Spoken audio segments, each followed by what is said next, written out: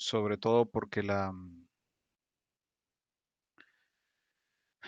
clase que dio recién la profe Minot repasaron bastante lo que fue Kant y Cassirer y, y Wittig también está bastante trabajada, tanto por eso digo, en teórico como en práctico. ¿Hay alguna duda, algo más que quieran charlar, dado que el próximo viernes es el trabajo práctico, el TP? Buenas. Em, a mí me gustaría, si se puede, Ujú, em, pensar un poco más cuestiones como, ponerle el otro día en una reunión de estudio que tuvimos, surgió el tema de Cassirer como un neocantiano. ujú, Y siento que recién ahí como que pudimos empezar a ver el sentido en el que se lo decía. Y ujú. ahora, de hecho, me cuesta hacer la conexión, por ejemplo. Entonces, bueno, eso por ejemplo a mí es algo que me queda ahí medio en el aire, al igual que Castiger como eh, sin considerar la noción de sujeto. Eh, y si podemos hacer, No, pidan y carta, bueno, no sé si no quieren o si se les ocurre otra cosa. No, no te escucho, te escucho. El año pasado yo rendí libre porque hubo un par de trabajos prácticos que no, con los que no llegué a la regularidad y no aprobé. Y justamente había una pregunta de relacionar Cassirer con Haraway. Eh, y bueno, por ahí me parece que puede ser algo interesante para, para pensar. ¿Te acordás cómo estaba planteada la pregunta? Cassirer con Creo Haraway. que era algo como qué opinaría Haraway del planteamiento de Cassirer, o cómo se relacionarían, digamos. Eh, pero no me acuerdo exactamente si era en relación a un elemento específico. Bueno, vamos a tratar de pensarlo. Em, tengo un espectro atencional, ya lo saben, ustedes saben cómo me voy para todos lados. Yo hubiese sido diagnosticado con déficit de atención y hiperactividad si me hubiesen llevado al psicólogo. Em, entonces voy a necesitar que me vayan recordando los puntos. Vamos con el primero. em, Bueno, Caterina, estoy leyendo que comentabas que hay ideas de Cassirer que no llegas a entender. Bueno, explícitenlas y las charlamos. ¿En qué sentido es neocantiano? Em, Creo que hay como eh, dualidades que atraviesan eh, toda la filosofía, idealismo, empirismo o gran parte de la filosofía hasta la posmodernidad. Algunas veces la atraviesan después a la posmodernidad también. Em, entonces, idealismo, empirismo suele ser una de ellas. eh, y creo que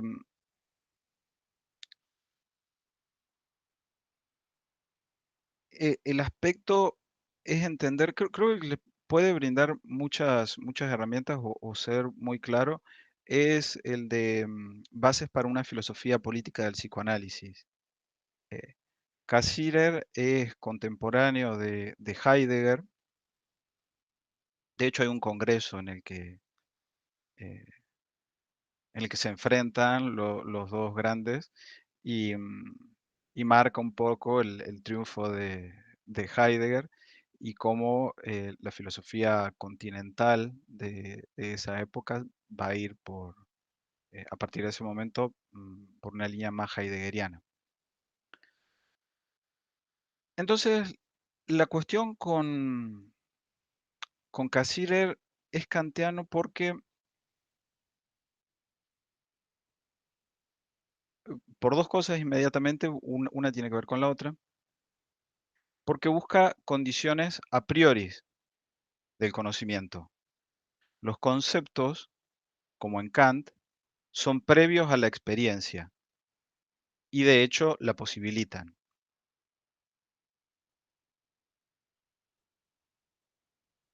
Distinto a lo que pasa, por ejemplo, en todo lo que leímos de, de estas, eh, de esta propuesta heideggeriana, post-heideggeriana, Simondón y demás, que la existencia con otros, la existencia en la vida cotidiana, la cotidianidad, el desarrollo con otros, precede a la formación de conceptos o a cualquier idealidad. Esa es la cuestión. En esta línea heideggeriana, nosotros somos criaturas que habitan, no criaturas, criaturas tienen connotaciones creacionistas. Somos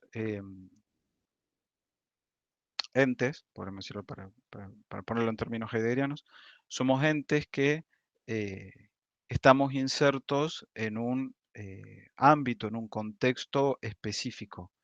Y lo que somos se conforma en ese espacio, en ese lugar concreto en el mundo. Entonces, lo que importa ahí, como veíamos, es la ontogénesis. El conocimiento está supeditado a la manera de estar en el mundo. El estar en el mundo, de nuevo desde el punto de vista heideggeriano, el estar en el mundo precede a la experiencia cognoscitiva, es decir, de conocer, y de hecho la posibilita.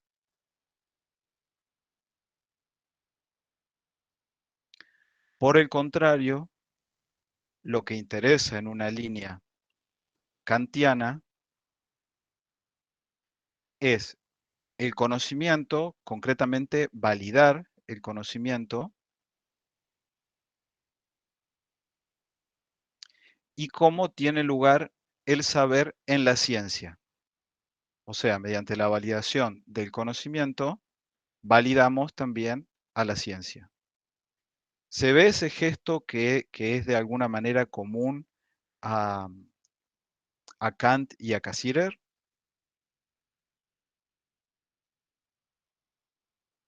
¿Sí?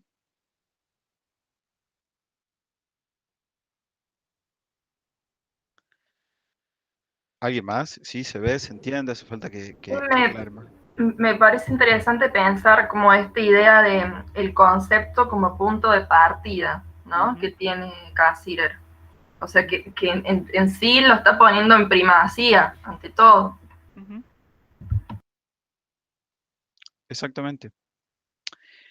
Y eso hace, bien, como veían recién en el teórico, la profe insistía mucho, el aparecer del objeto depende del concepto. Y como se ve, ahí hay un paralelismo. eh, Profe, en, sí, dos palabritas. perdón. Como se ve, ahí hay un paralelismo entre Kant y Cassirer. En ambos casos, el objeto es condición de posibilidad de la aparición del objeto. Sí, Maika. ¿Cómo va? Yo siempre tengo ahí como una duda. Obviamente que cuando uno se para en el autor se ve como más claro, pero sería como una analogía con qué fue primero, el huevo o la gallina. O sea, el concepto me da el objeto o el objeto es lo que me ayuda a conceptualizar. Por eso digo, quizás desde el autor uno lo puede ver claro, porque para tal autor es tal cosa. Es primero el concepto, pero siempre me queda como ahí un juego de palabras, ¿no? No, no entendí lo último. Me encanta tu gato, manchadito.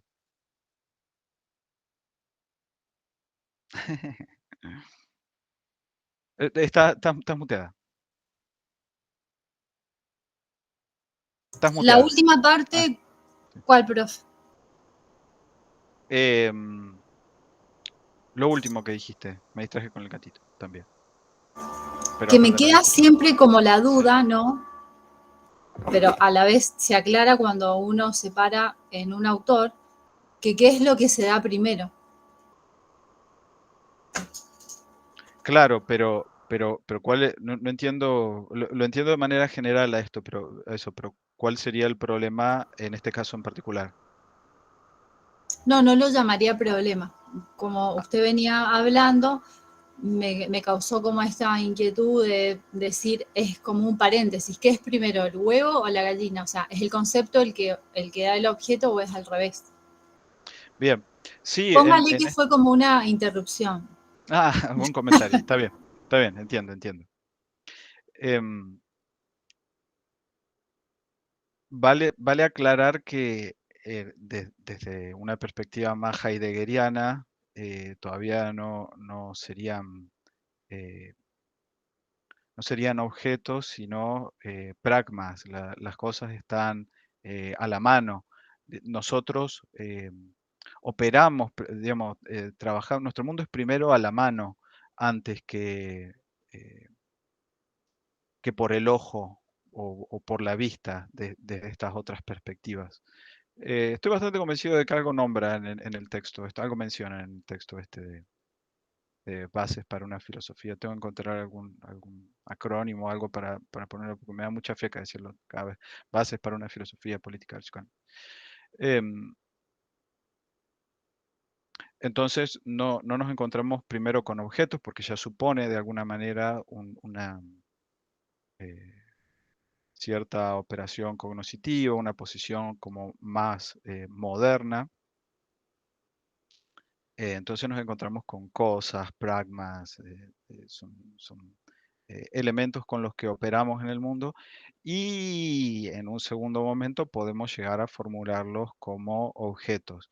Eh, esa condición, precisamente Heidegger señala que esa condición fundamentalmente visible del mundo, es decir, que el ser de las cosas es espectáculo, es decir, como que las cosas están en el mundo para ser conocidas o ser vistas, es una concepción moderna. Eh, eso es modernidad. Nunca antes se entendió el mundo de esa manera, el ser del ente, eh, y bueno, corresponde a cierta época que eh, no sé si terminamos de dejar, creo que un poco. eh, Podríamos haber pasado a una dimensión más economicista, ahora una cosa así, ser ese recurso como una eh, radicalización de cierto eh, operar moderno. Pero bueno, me estoy yendo.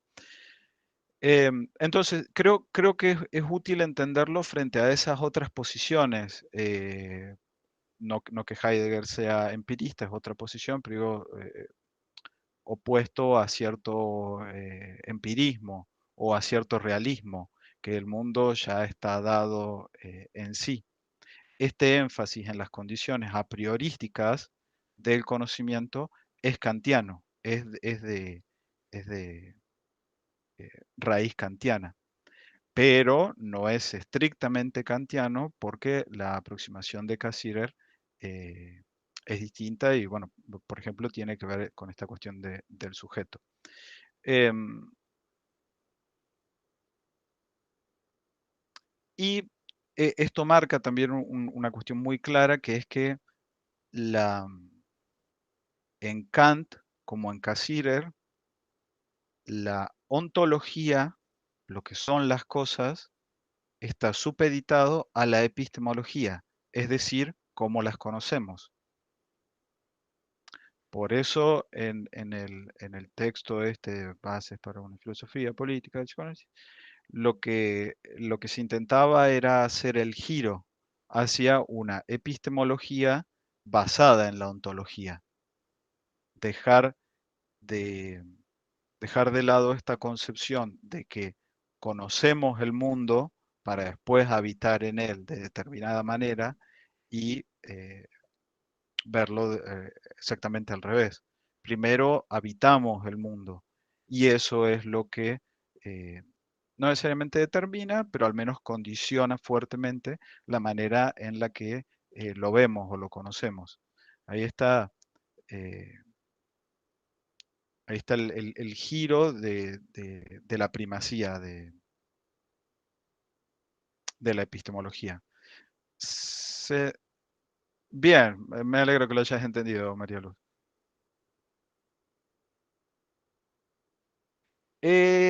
Yo no manejo tanto Aristóteles como me gustaría, así que tomen con pinza lo que voy a decir. Pero así planteado, como que la metafísica viene a fundamentar la lógica, supongo que sí, podríamos hablar de una ontología sobre la epistemología. Pero de nuevo, tómenlo con pinzas, yo no tengo demasiada filosofía clásica. Em, bueno, bien. Yo, como les decía antes, me interesa mucho que entiendan esta división porque hace en la línea de desarrollo de la materia, ahí posibilismo ontológico y bases están tan justo en el medio, y por ahí si no, si se pierde eso, como que falta un gancho importante para entender del todo después el giro hacia la política que da en la unidad 7 el, el desarrollo del programa. Entonces me interesa mucho que entiendan esta diferencia de cómo hay una ontología que se supedita a la epistemología y al revés, estamos tratando de pensar eh, desde la cátedra eh, o estamos proponiéndoles a ustedes pensar una ontología eh, pre o postcientífica, metacientífica, en cualquier caso, que no esté supeditada a la ciencia y a lo que podemos conocer mediante ella, que la condición de estar con otros, de habitar el mundo con otros, precede a esas formas de comprensión científica. ¿Se entiende esto?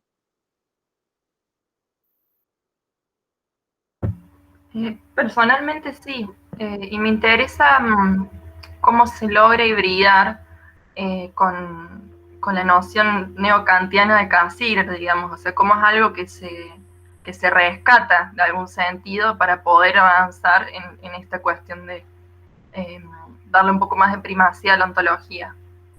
O sea, ¿cómo rescatamos a Cassirer para formular? Sí.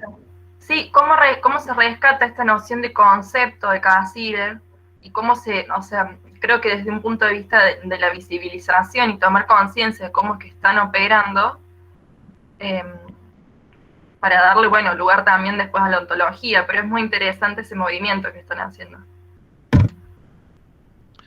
Sí, creo que la razón para, bueno, antes que nada, eh, por eso la profe Minot insiste tanto en entender a Kant, eh, porque por ahí es pesado, puede ser un dinosaurio, lo que sea, pero en algún punto seguimos siendo kantianos nosotros, ¿no? Hay como un kantismo difuso que atraviesa todavía la posmodernidad. Y es importante para entender de dónde viene y hacia dónde va todo el devenir filosófico y científico. Y Cassirer ahí aparece como un hito extremadamente interesante, como, como un intento de refinar a esa idea, esa aproximación kantiana y perfeccionarla. Entonces, para empezar, por un aspecto crítico, es decir, entender qué es lo que estamos criticando eh, para después criticarlo. Digamos. Si lo vamos a cuestionar, necesitamos primero entenderlo. Y después creo que, si entendí bien, era un poco lo que vos señalabas también, Paloma, que en última instancia lo que Cassirer nos otorga es eh, la, eh, nos permite identificar efectivamente cómo operan los conceptos. Eso podemos rescatarlo de Cassirer. Lo que no significa que tengamos que supeditar toda ontología a la epistemología, pero podemos rescatar en algún aspecto sí ese proceso epistemológico. No estoy seguro de haberme explicado, pero digamos, vuelvo a formularlo. El hecho de que nosotros entendamos que la ontología, entendamos, digo, desde la cátedra, se entienda que la ontología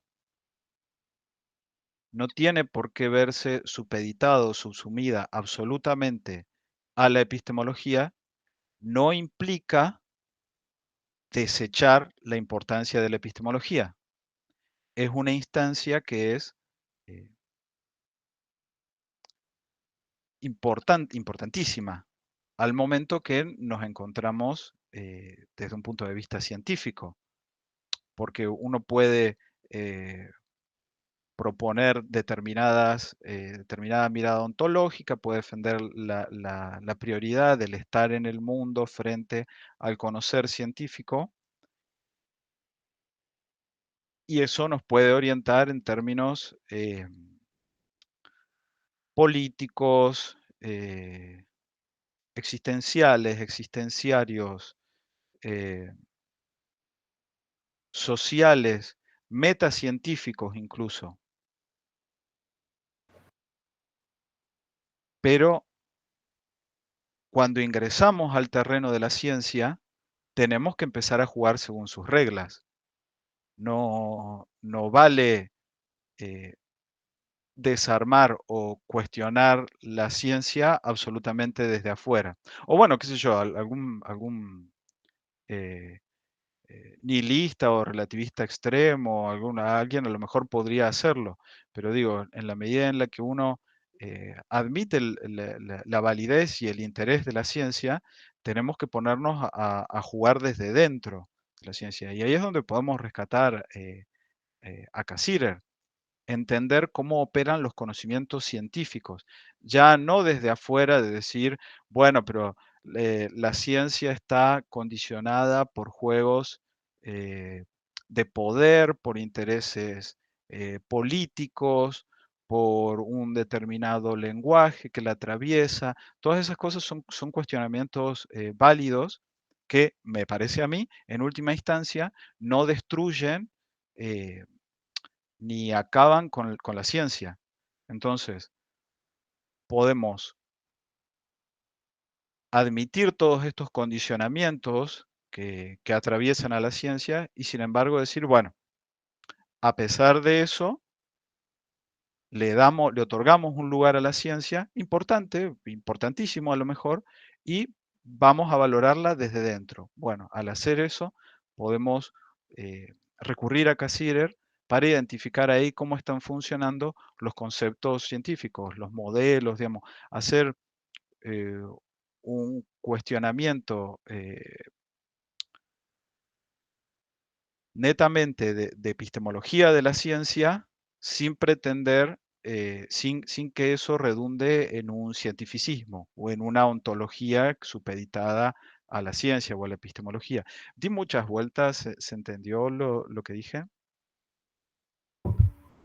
No, está excelente. Me parece que ayuda a clarificar. Que obviamente no es una cuestión de ser anticientíficos o tirar por la borda todo lo que se construyó. Bueno, al igual que, por ejemplo, Haraway habla de que todo el desarrollo que hace no es para negar que existe un sujeto, sino para construirme otros sujetos, o sea, para poder imaginar otros mundos posibles. Claro, porque... no. Pensé que ibas a decir algo más. Sí, y algo que había surgido en el grupo de estudio, que ahora me acordé, es esta idea de que por lo menos a nosotros nos ayudó a pensar lo neocantiano de Cassirer desde el punto de vista de que el concepto no es igual a lo nouménico, o sea, no hay como una esencia que el concepto nos esté mostrando. Y en ese sentido era como, bueno, el concepto de algún modo estaría más ligado, no sé si es correcta, digamos, la apreciación, a por lo menos algo post-fenoménico, pero no estoy segura.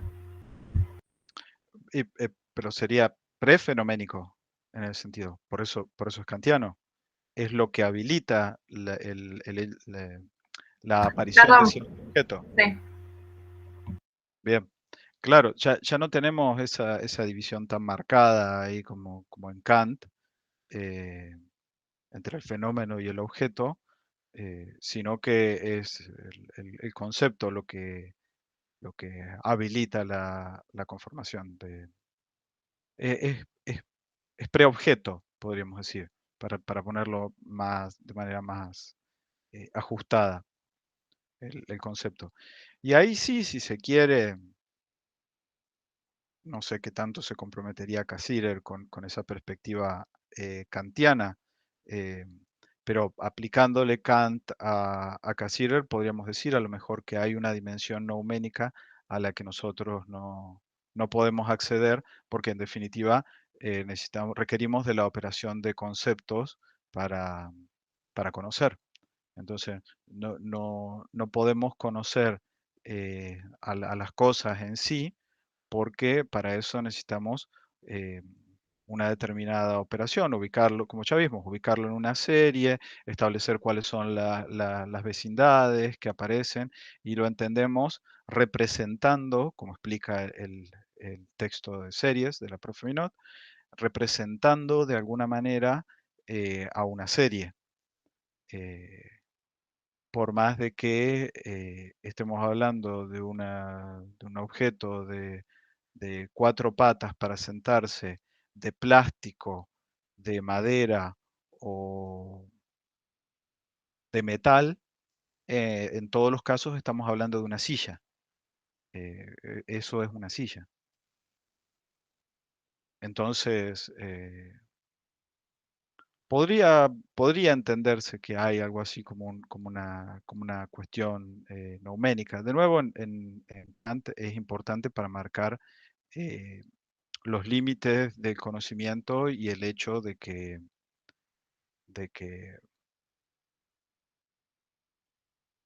nosotros establecemos categorías sobre las impresiones, pero no porque,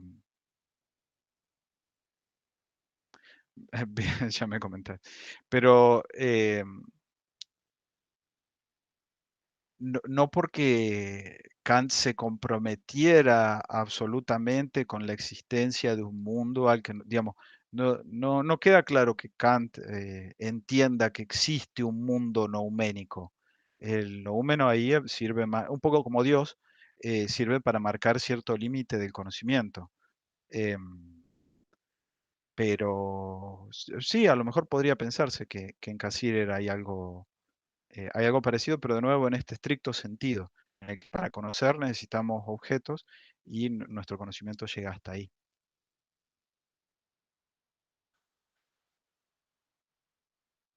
Bien, Claro, mucho más claro. Sí, había como una ensalada ahí que lo traigo así medio a las piñas, porque fue del modo en que surgió también en el grupo de estudio, ¿no?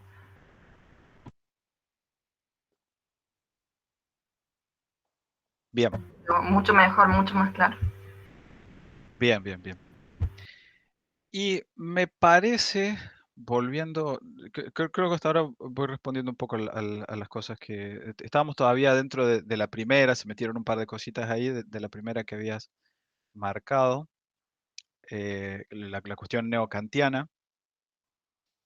em, que ahí establecimos como la primacía de la epistemología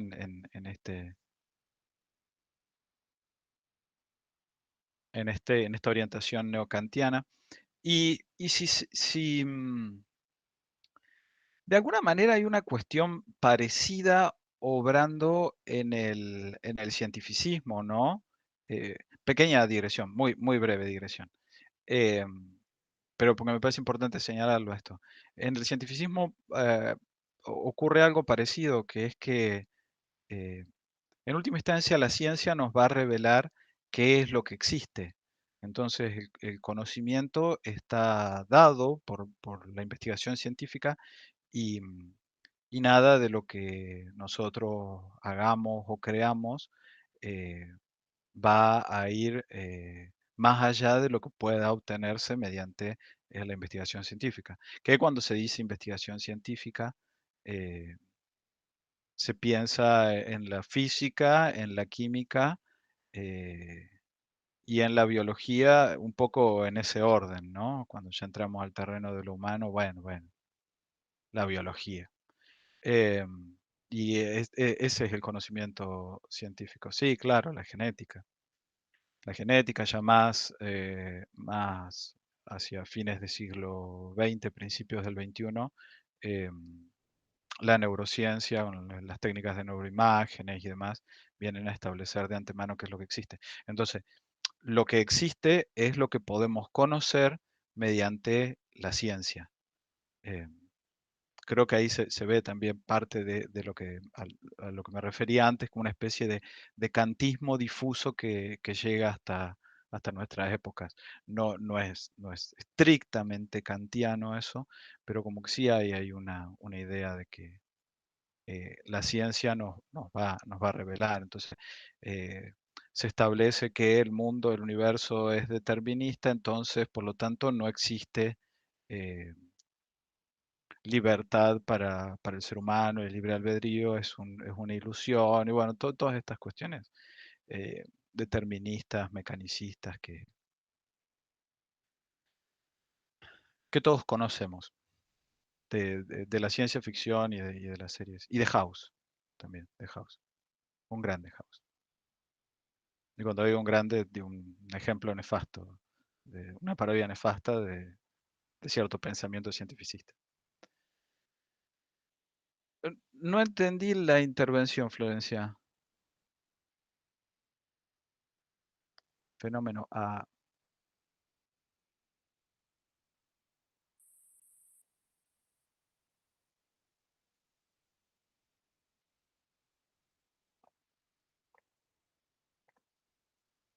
No pasa nada.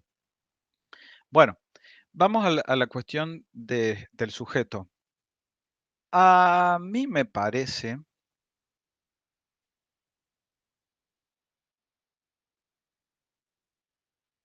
si tuviera que utilizar como mis poderes psicológicos, diría que la razón por la que les cuesta entender esta cuestión del sujeto es porque todavía de alguna manera pegan sujeto e individuo. No tengo pruebas, pero tampoco dudas.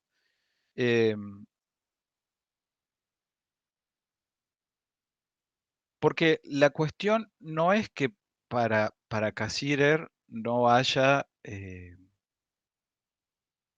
individuos. La cuestión es que la operación de conocimiento posibilitada por los conceptos no depende de la actividad cognoscitiva de un sujeto como en Kant. En Kant, el sujeto, lo volvemos a repetir por si se olvidó, no es un individuo, sino que son las estructuras que posibilitan el conocimiento. Que eso se instancie en un individuo, algunas veces, no implica que se deban pegar ahí sujetos e individuos.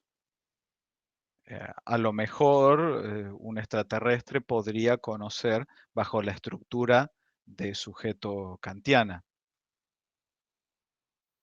es una hipótesis, ¿no? Un experimento del pensamiento. Pero digo, o una máquina podría conocer, qué sé yo, de esa manera. Lo que no implica ahí que individuo y sujeto vayan pegados. Por eso insistimos mucho al principio del- de la materia de que identifiquen, tengan muy en clara esa diferencia entre sujeto e individuo. Individuo, podríamos decir, es eh,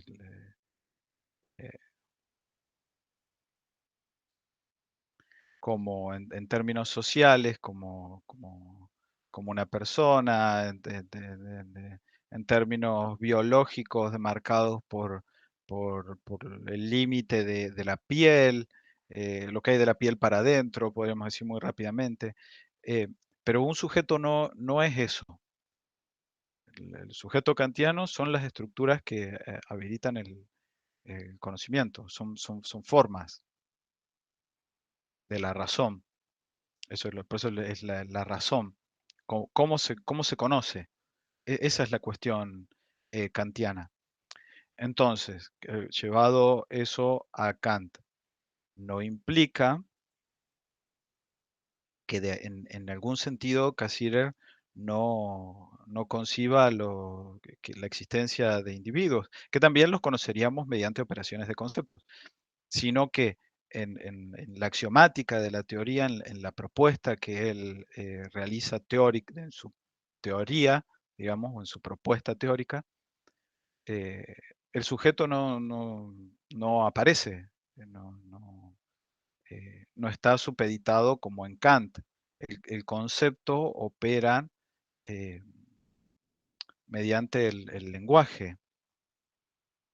Los conceptos tienen su funcionamiento matemático. Pero no se trata de una operación, no se trata de la operación cognoscitiva de un sujeto.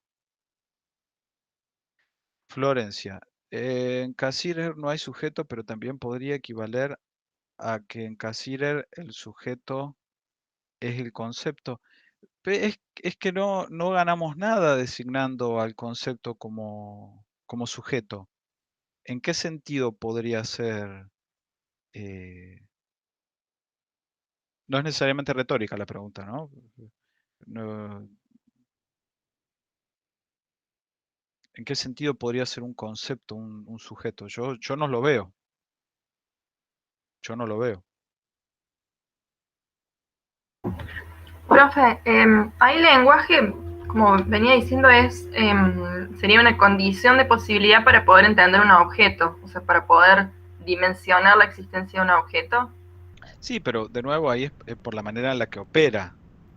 Eh, no es tanto por una cuestión semántica, sino es por una operación que produce Claro.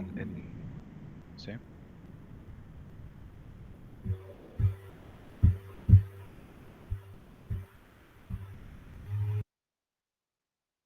O, o sea, no respondí o...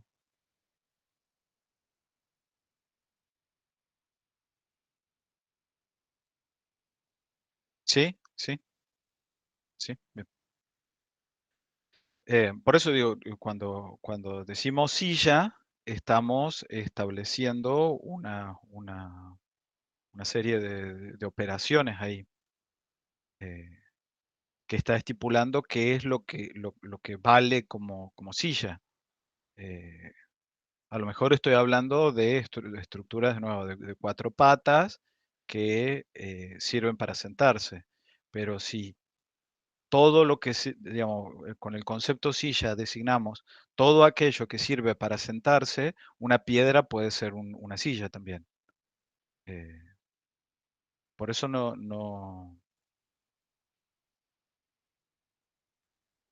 nuevo, lo importante es cómo opera el concepto.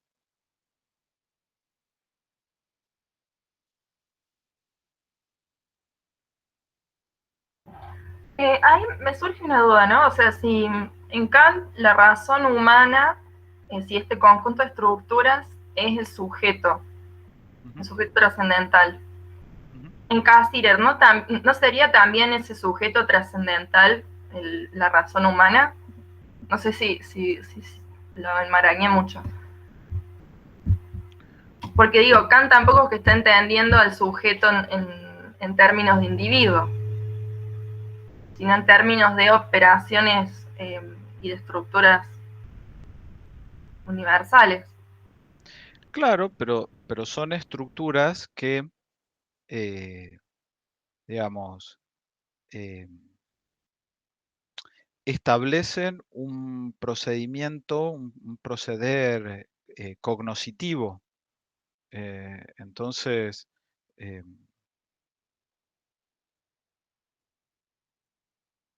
me parece que intentar llevar eso a Cassirer es como aplicarle una grilla kantiana a lo que una grilla super kantiana a lo que es un pensamiento que tiene sus diferencias. Eh, entonces, no, el operar matemático del concepto no me parece que haya que convertirlo en un operar cognoscitivo de esta especie de entidad, de este constructo al que llamamos, este conjunto de formas al que llamamos sujeto. Me parece que es un salto muy, muy grande ahí. ¿Sí? ¿Respondí, Sí, se entiende? sí, sí, sí, está un poco más claro. Eh,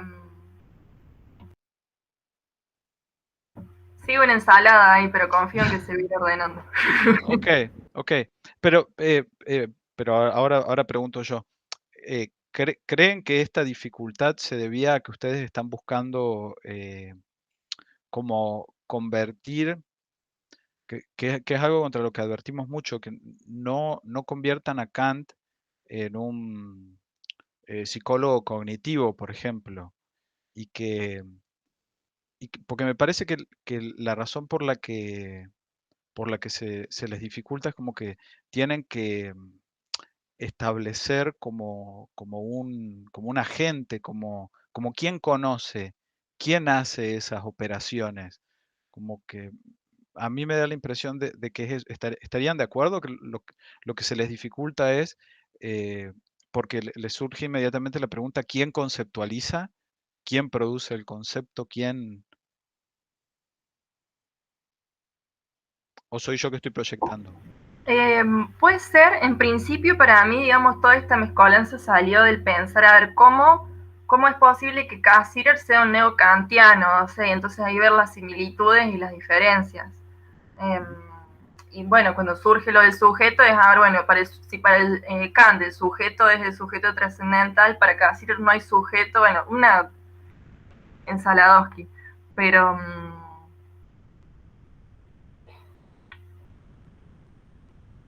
Sí, creo que es todo un desafío, digamos, pensar eh, más allá de una agencia.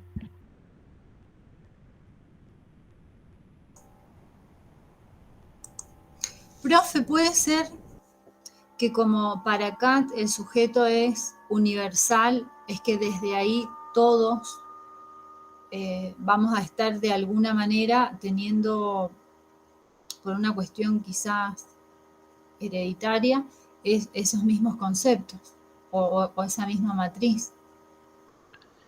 Sí, no se trata tanto, por eso yo vuelvo a advertirles de que no lo conviertan en un psicólogo cognitivo. No se trata de que eh, la estructura de la razón sea heredada ni en un sentido eh,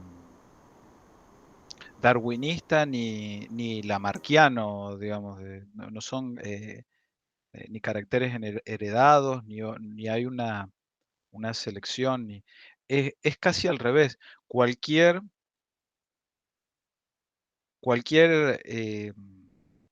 ente cognoscente para Kant debería operar bajo utilizando esas estructuras. Em, esa sería la cuestión de fondo. O sea, y después se da la casualidad de que cada persona opera bajo esas estructuras al momento. Cada individuo lleva a cabo esos procedimientos, pero porque son en términos kantianos, las estructuras necesarias, en el sentido fuerte de que no se puede concebir de otra manera, necesarias para llevar a cabo el conocimiento. O sea, no es un planteo biológico el decano, no es si por ahí la profe Minot habla de la cuestión de especie, es para que entiendan cómo atraviesa a todo ser humano, pero no son estructuras cognitivas a la manera de la psicología cognitiva, por ejemplo. ¿Sí? Entiendo que ese grado de abstracción sea tan difícil de entenderlo porque nosotros estamos acostumbrados a pensar en términos naturalistas, eh, que lo que habilita cierto conocimiento son determinadas estructuras neuronales, fisiológicas, eh, determinada composición que es posibilitada a partir de la genética y demás. No que esta formulación necesariamente vaya en contra de eso, sino que podríamos pensar, digamos, el grado de abstracción está por encima de eso. Podríamos decir que incluso, estoy acá haciendo una un intento de conjugar un unholy, me sale una mezcla impía entre el kantismo y la neurociencia. Es un mal ejemplo que no tienen que acordarse. Voy a decir esto, pero cuando termine de decirlo, olvídenlo. Pero si uno quisiera conjugarlo, podríamos decir que incluso si son las estructuras neuronales las que posibilitan el conocimiento, lógicamente tendrían que pasar por esas estructuras de la razón. ¿Se entiende? Es decir, eh, aun cuando fueran la conformación del sistema nervioso la que habilita el conocimiento, aún así en términos lógicos haría ese paso. Em, bueno, ahora que lo expliqué ahí, intenté conjugar Kant con la biología, olvídenlo todo lo que dijeron, nomás para marcar esa diferencia. ¿Se entiende por qué advertí, Maika, contra esta lectura como biológica, especista? Sí, sí, profe. ¿Sí?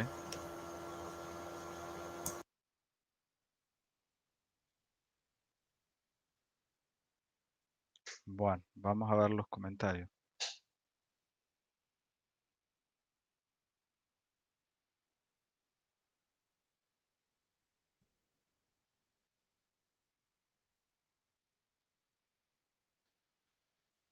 ¿Qué querías decir, Ulises, cuando decías claro, como que está generalizando si no se utiliza el contexto? Ya me imagino que eso fue hace un montón, pero hace como 10 minutos y 25 ideas atrás.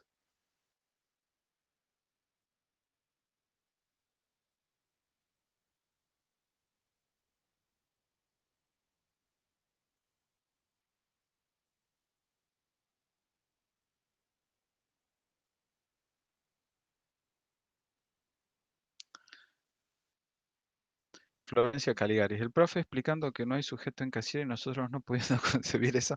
Me recuerda el chiste de los Simpson cuando Marge pide café y el mozo sí, el australiano le decía, cerveza, sí, sí. O sea, no, espero que no, pero sí lo identifico entendí esa referencia, diría Capitán. Eh,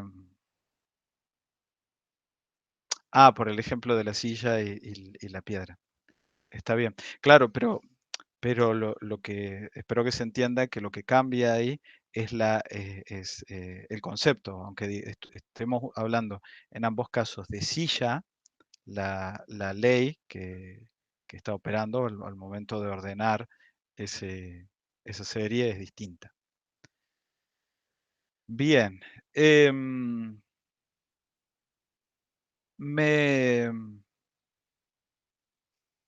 Me, me preocupa tener que estar como haciendo estas demarcaciones sobre el sujeto en Kant. em, sí, a esta altura. em, porque, bueno, no sé si estoy haciendo bien mi trabajo. digamos, si no fui capaz de dejar en claro eso sobre los primeros. Mira, ahí Franco Jesús se fue. No, no me dejen. Em, si eso no quedó claro para esta altura, porque si no queda claro esa cuestión kantiana, claro que después va a ser muy difícil entender las relaciones entre Cassirer y Kant y bueno, todo lo que se está cuestionando después.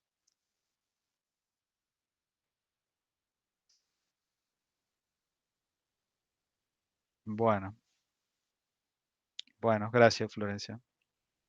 Sí, sí quedó claro, profe. El tema por ahí es como, por ahí son un poco ideas abstractas. No sé si este es el mejor contexto para hablar de abstracción, pero como son ideas quizás complejas, es necesario ir y volver y hay cosas que quedan medio hechas un rollo y es necesario retomarlas, pero creo que la idea general se entiende. Bueno, bueno, bueno, sí, les agradezco que me tranquilicen. Lo agradezco en ese sentido. Bueno, ahí vimos la cuestión. Puedo dormir en paz. Bueno, ahí vimos la cuestión del sujeto.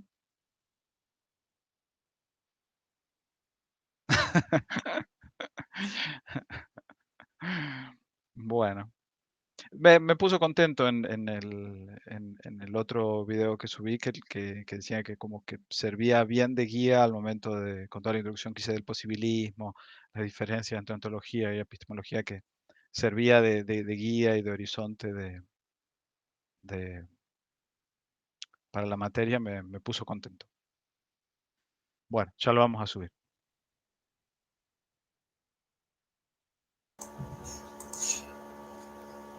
Sí, profe, estuvo muy bueno y yo cuando lo empecé a escuchar digo, es el profe, pero no parece porque hablaba con mucha energía, estaba como, no como ahora que es más pausado. Estuvo entretenido. Bueno, ese estuvo entretenido, está bien, está bien. Sí, soy despacito. Es mi constitución subjetiva. Em, bueno, ¿qué me habrá pasado esa vez que tenía energía? Supongo, no, ¿sabes qué era? ¿Sabes qué era? Había mucho vaivén. Entonces, cuando yo siento que una conversación, claro, me da energía, estoy buscando, tratando de responder. Cuando siento que es un monólogo, como que me apago, voy en primera, digamos. Creo que es eso. No estoy responsabilizando a nadie, ¿no? Pero creo que es eso.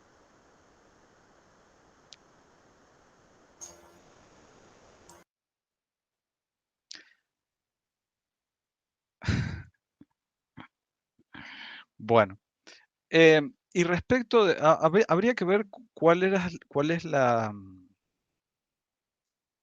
cómo era la pregunta concreta ahí de la relación entre Cassirer y Haraway. Pero bueno, podríamos tomar esto para empezar de-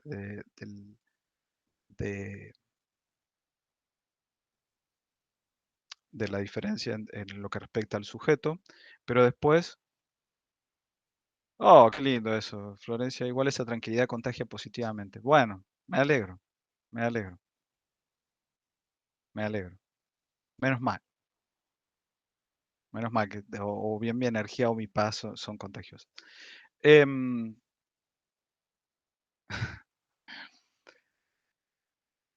y después que estamos hablando muy claramente de que lo que habilita el conocimiento en Cassirer es el concepto, es la operación del concepto.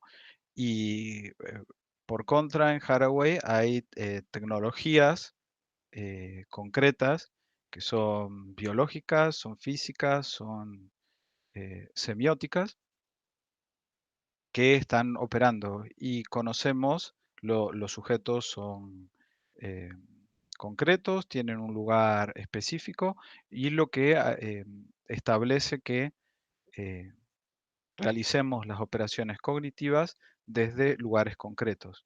Todo saber es posibilitado por cierta perspectiva, por cierta ubicación real y concreta en un determinado lugar. Mientras que lo que tenemos en Cassirer son conceptos. Situada, exactamente, sí.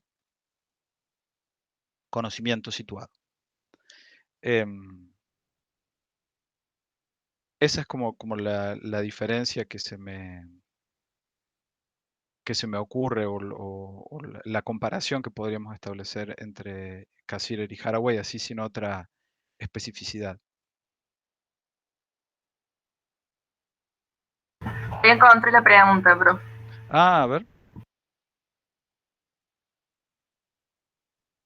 ¿Qué aceptaría y qué rechazaría de la noción de concepto de Cassirer un feminismo como el de Haraway?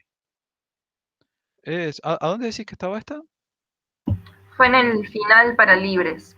En la parte del video teníamos que desarrollar eso. Está buena. O sea, está buena por densa que es.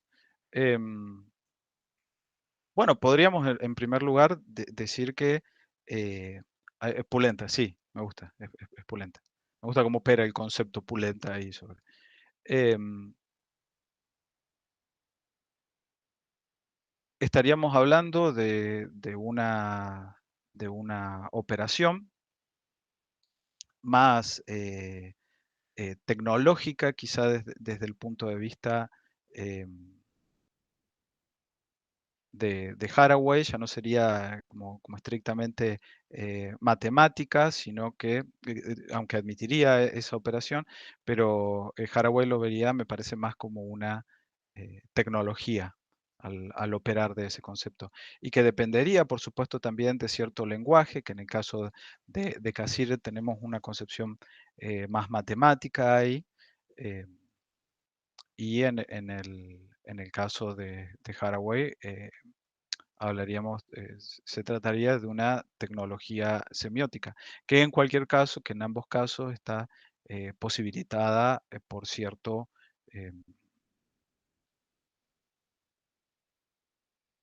lenguaje, por cierta cultura, podríamos decir, sin tratar de eh, reducir la aproximación de Cassirer a una sociológica o lingüística. Pero me parece que habría en ambos casos algún atravesamiento social y cultural que establece que, qué es el concepto y cómo opera. Sin embargo, Haraway le agregaría la cuestión situada, la perspectiva concreta y específica, que ahí los sujetos eh, están operando, están conociendo desde un lugar específico, concreto, y con tecnologías, con medios que ya no son estrictamente, sí, local, no sé si local, no sé si local.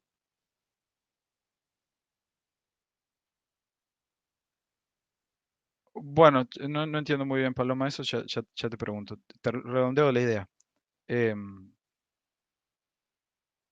entonces, de cierto posicionamiento específico y hablamos de que hay tecnologías que también son biológicas, que están operando en la manera en la que un cyborg conoce.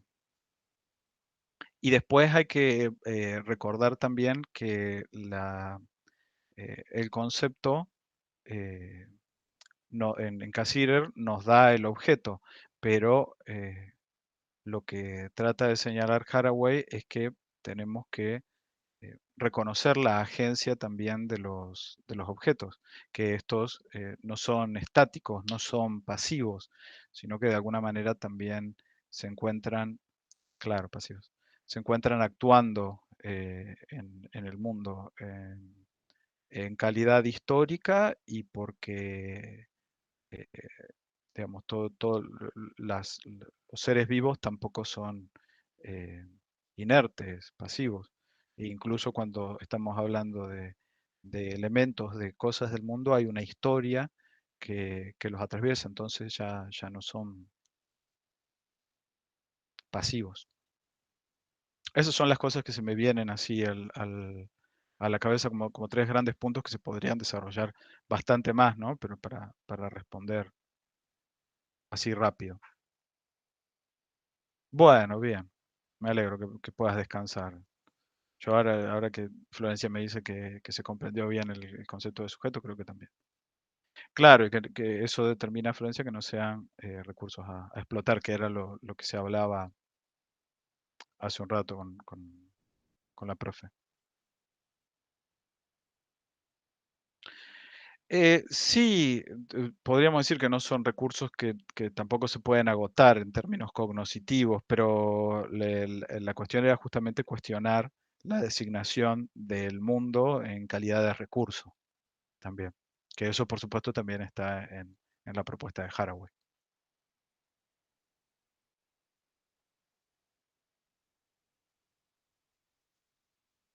Bueno, espero haber brindado luz ahí a ese respecto.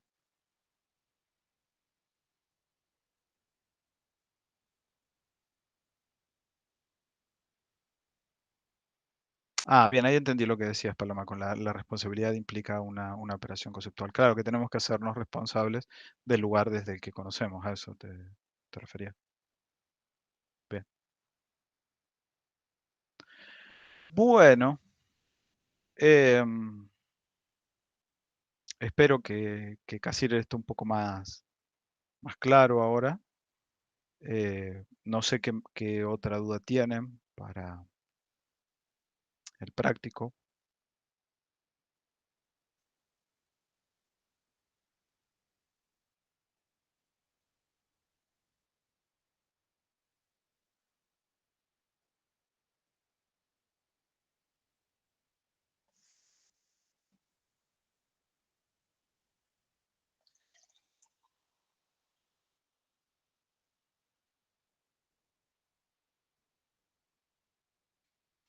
¿Ninguna más?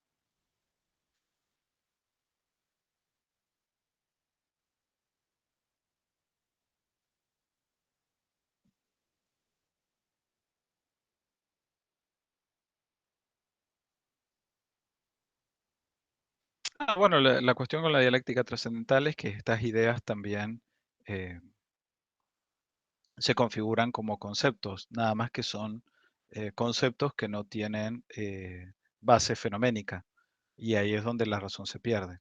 Eso es muy resumido la problemática en torno a la dialéctica trascendental.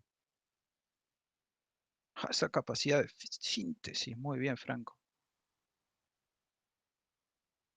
Fa.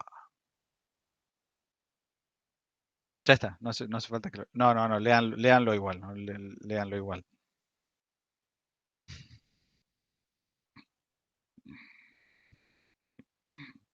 Bueno, supongo que puede ser pregunta de práctico esa, la diferencia entre em, los conceptos del entendimiento eh, y los de la razón.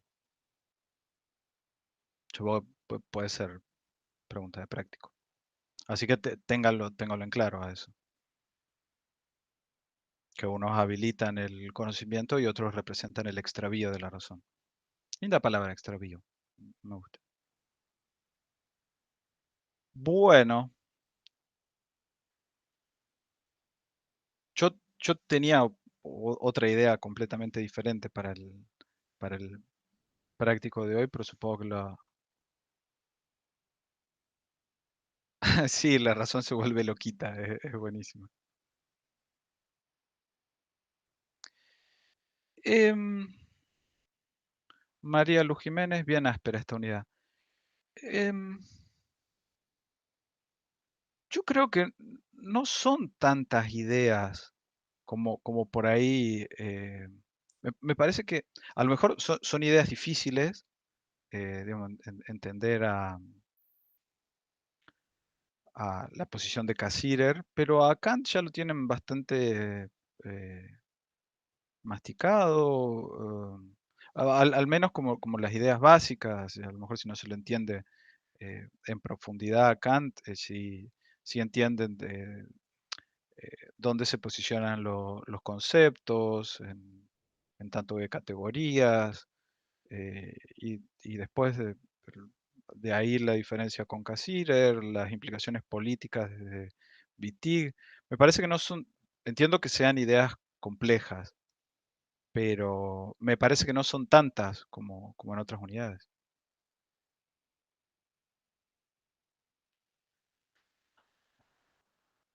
Sonia Beatriz, falta el 6 y el 7 de los prácticos. Sí, la semana que viene tenemos el 6 entonces. Bueno, y el recuperatorio del final para quienes lo necesiten. Florencia Caligaris es centralmente en Cassirer la historia analítica trascendental y ejemplo de los textos también. Ujú.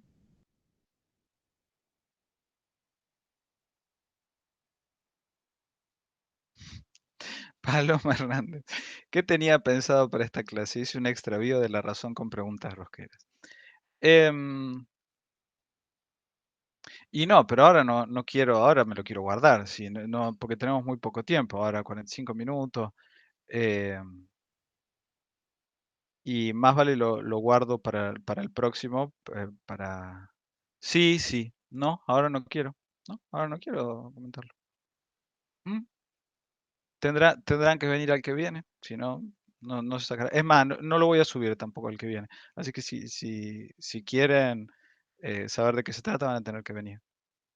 Em, bueno, doy un adelanto. ¿Cómo son las no- Sonia Beatriz López me compara con las novelas turcas. ¿Cómo son las novelas turcas en ese país? Son en Turquía la dan 2 horas, una sola vez a la semana, sin adelanto, hasta la próxima fecha. O sea, 6 días que no sabes qué va a pasar. Por eso. Bien, bien. No, jamás he visto una novela turca. Sí me dan un poco de curiosidad las indias porque eh, como que son muy exageradas, como tropiezos que duran como 5 minutos y pasan muchas cosas, o, o golpes que son como extremadamente dramáticos así y demoran mucho tiempo. A lo mejor y, y Bollywood también me da un poco de curiosidad. Ah, No eso está tanto, bueno. pero Sí. No, pero yo sigo por el lado de la historia, o sea, todo de la historia del Imperio Otomano. Es como una serie en realidad, pero son 2 horas y media, a veces te la hacen hasta de 3 horas y como que bueno, lo ves en varias partes. ¿cómo se llama? No es otomano, no. El Imperio Otomano, el que, ¿Cómo sí, se el llama? Imperio Sí, Otomano. no, ¿cómo se llama la serie? La serie se llama Dirilis o la resurrección de Ertugrul, Mm, que es el Bien, padre del Imperio Otomano, o sea, en realidad es el padre del primer sultán del Imperio Otomano. Está interesante, o sea, es todo de la parte de la historia, ¿no? bien. Em, no, así les comento, pero de nuevo, me parece que queda muy poquito tiempo para charlarlo en profundidad. Un poco lo que yo les comento siempre es que me interesa em, en los prácticos llevar las cosas que charlamos directamente a la psicología, cuáles son las implicaciones que va a tener en su carrera, por un lado, y después en la manera en la que trabajen en cualquiera de las áreas en las que decidan desempeñarse. Entonces siempre trato de hacer ese esfuerzo de traer los contenidos que discutimos en términos que pueden parecer abstractos a problemáticas reales y concretas y contemporáneas de la psicología, que de alguna manera comprendan la problemática feminista y la integren a cuestiones de la psicología.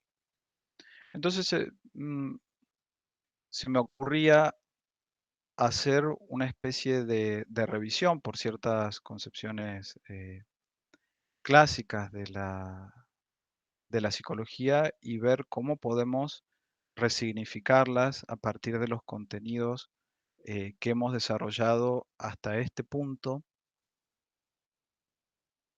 y de paso verlo como, como un prisma, un cierto posicionamiento al momento de leer la unidad 7, que como yo lo entiendo al programa, todo el desarrollo hasta este punto se orienta hacia la unidad 7, que es la que más claramente atiende el problema del feminismo, las problemáticas políticas y la importancia del cuerpo, la materialidad. Como que ya teníamos algunas cosas de Haraway, por ejemplo, pero esta última unidad se aboca absolutamente a eso. Entonces, me parece que la unidad 7 es la que de alguna manera le da sentido a todo lo que veníamos trabajando, que podría haber sido una, eh, digamos, una unidad 1 que se resignificara, pero me parece interesante la aproximación propuesta por la profe Minot de partir desde lo más, en principio, abstracto y general en términos epistemológicos, para después ir considerando eh, como ir viendo cuáles son los giros o las cosas que se proponen leer de manera distinta eh, en la cátedra y un poco como en la propuesta del texto de Wittig también, por ejemplo, llevar todas esas problemáticas a un plano bien concreto y contemporáneo. Empiezan a estallar de alguna manera como vieron cuando uno se compra electrodomésticos y vienen con las burbujitas esas de aire que son tan divertidas de reventar, empiezan como a explotar así eh, todos estos problemas que si por ahí sí somos impacientes, no alcanzamos a entender hacia dónde se orienta. Entonces me parece extremadamente interesante la unidad 7 para aplicar todas las cosas que venimos viendo a la realidad cotidiana que estamos experimentando. Entonces tenía pensado como ir haciendo algunas preguntas, pero de nuevo voy a necesitar que vengan la semana que viene, ya ahora, con más, con una intención de participar, así tenemos un poco un ida y vuelta. Digamos, que las preguntas no queden en retórica. Porque aparte no es tampoco que yo tenga todas las respuestas. Son cosas que me gustaría charlar, eh, cómo las ven ustedes y, y la medida en la que pueda servir, como decía antes, para leer la unidad 7, pero más allá de eso, para orientar el resto de su formación en la carrera, como herramientas o, o ideas para tener presentes al momento de eh, llevar a cabo el resto de su formación.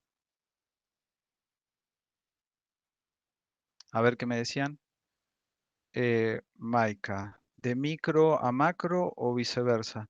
Digamos por ahí a veces de mayor abstracción y más antiguo a una mayor concreción y más contemporáneo. Supongo que ese es un poco el, el sentido del programa. Analía, qué orgullo leer un texto de trabajo social en la cátedra, admiro mucho a esas autoras. María Luz Jiménez, ¿vimos Butler? No, no. Judith Butler no anda por ahí. Recomendadísimo, igual leer Judith Butler, es una lectura obligada para el feminismo.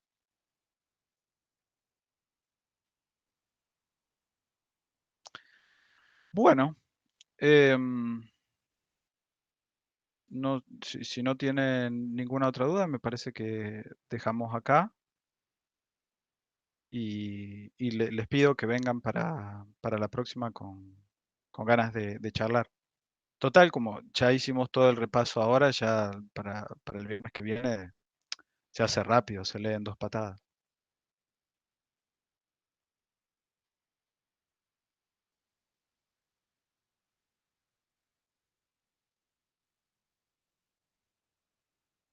Bueno, nos vemos el viernes que viene entonces. Lo mejor para el práctico.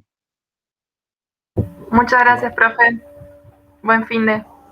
Buen fin de Gracias, profe. Hasta la próxima. Nos vemos, profe. Hasta el viernes.